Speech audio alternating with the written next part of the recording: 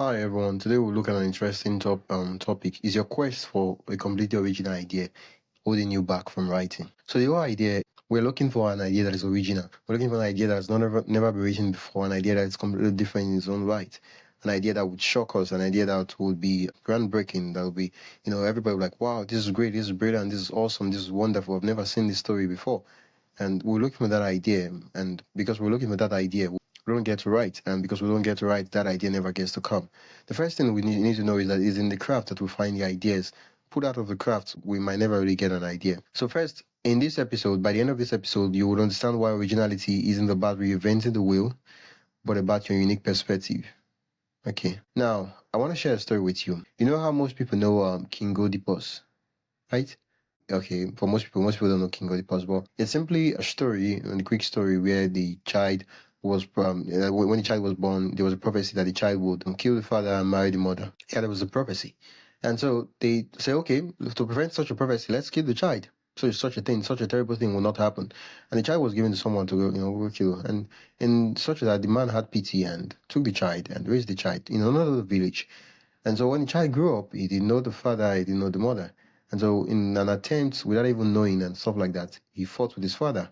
In one quarrel, he didn't even know that it was his father. He had a fight with his father and he killed his father. And when he killed his father, he went and he conquered the town, which was his town, but he wasn't living in the town. And then he married the queen, which was his mother. So the prophecy came to being. That's a story, but there are different variations of it. In fact, there was an author who did one in the African sense, and he wrote that story. So I think in the whole idea of new and original ideas, I am deep. I'm quickly reminded of Shakespeare quote in one of his poems where it was like, "Being a writer is about making the old seem new, and the new seem old." Yeah, that itself was like that's the whole idea of a writer. Because when oftentimes we are looking for an idea that is superior original, that is just not boring. But most of the stories, when we look at them, like when you just look at them, it is a boring idea, like a boring idea.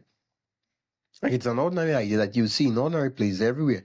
Think of it this way: Happily to Kill a Mockingbird. What's the story about? It's about a lawyer defending someone who was wrongly accused.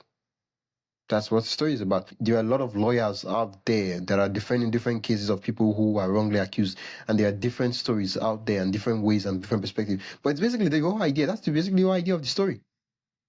Yeah, that's basically the whole idea of the story. And there's another one I'll talk about is the fisherman, the old man, the fisherman by the old the old man and the sea. Yeah, man and the sea. Yeah, by Ernest Hemingway. It's a novella of an old man who goes fishing. That's the story. That's the story. And it's his attempt to catch a fish. Yeah, a fisherman, an old man, he's at sea, just him at sea, and he's trying to catch a fish.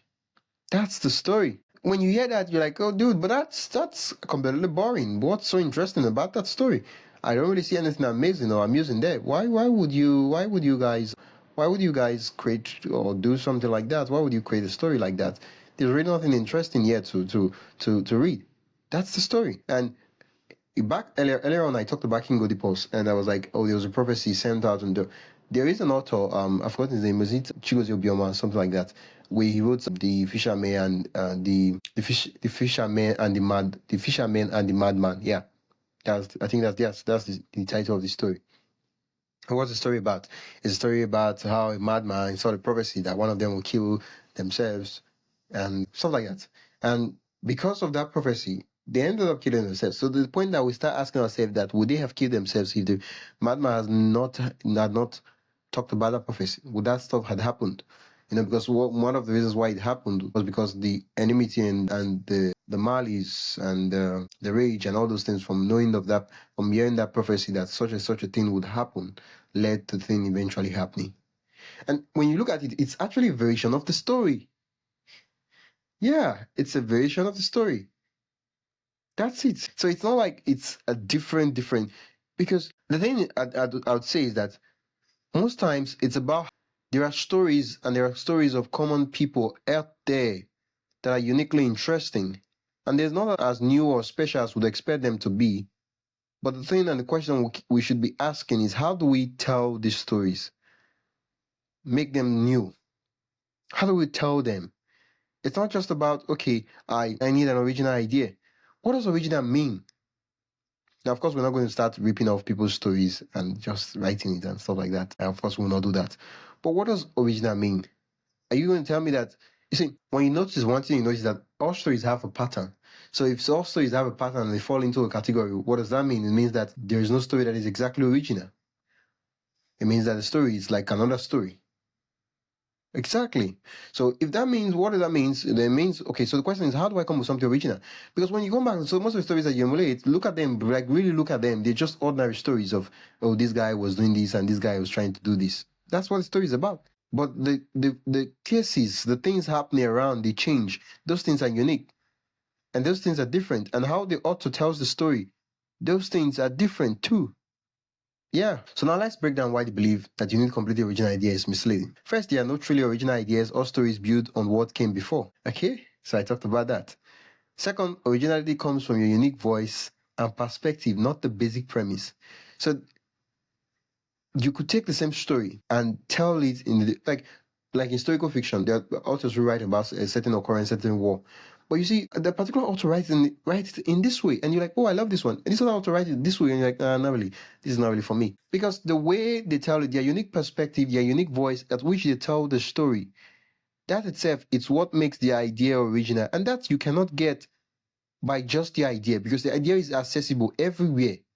But then the question is, how do you tell the story? That only you can tell. That itself is what makes it unique. That's what itself what makes it different.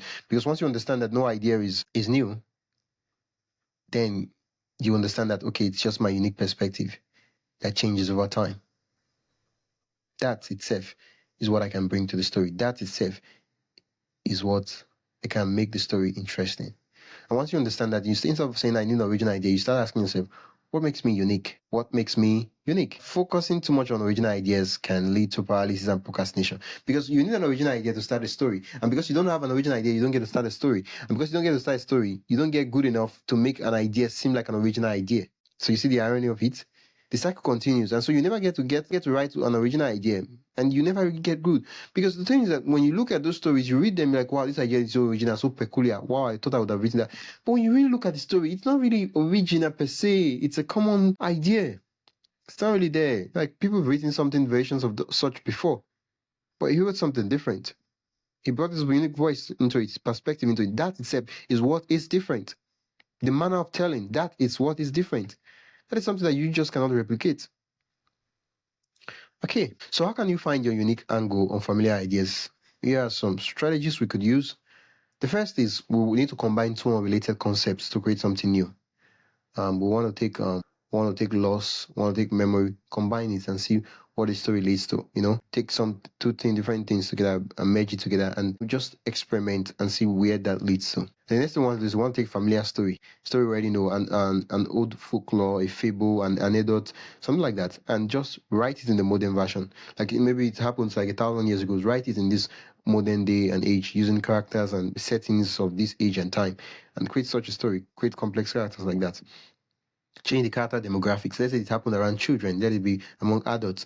Let's say it's around, such things like that. Experimenting, moving, and changing. And there are a lot of authors that have done such. I know a lot of some stories that Achebe wrote like that, where versions of the famous stories told around as folklore, as old stories. But then he wrote his own version of it and made it really, really, really interesting. Okay, so the next thing is we want to focus on developing deep, complex characters rather than entirely new plot. We want to create characters that when people read, they understand, people connect with, they resonate with, such that even after they've read the work, they still remember the name of the character, like, oh, that man, that woman, oh, that boy, oh, that girl. They still remember those characters. Oh, that animal, whatever character is in that story, they still remember, because the story wasn't just, oh, it was something new per se. It was we saw ourselves in the character. We could understand why the character made the decisions they made. And we feared for the character's life, even though we knew it was a story. And the next thing we want to do is write about your personal experience and perspectives. And I think that's where journaling comes into play. There's personal essays, there's non-fiction. Write about that.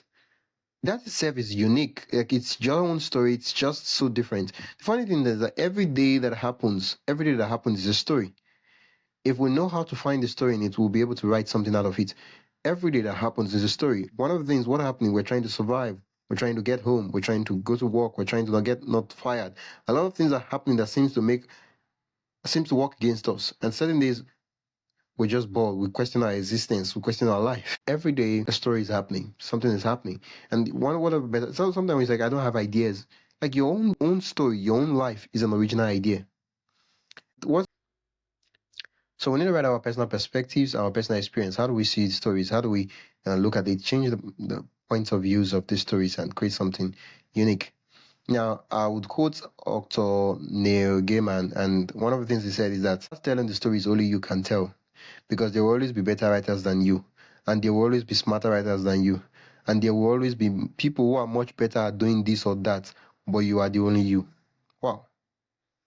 Wow. Yeah, there will always be Shakespeare. You can be Shakespeare. Like Shakespeare will always be Shakespeare. So the question is, what story would you be you for? What story can you tell that you will be you for? We need to focus on that, because there will always be people who are better and all that. But we need to ask ourselves, what makes us so unique? What can we write about that and create something beautiful and interesting? So, as always, we've gotten to the listener challenge. So, the question is, what's your writing challenge for today? Your writing challenge for today is to take a fairy tale, a well-known story, an old folklore amongst your people, where you came from, and all of that, and rewrite the opening paragraph from a different character's perspective.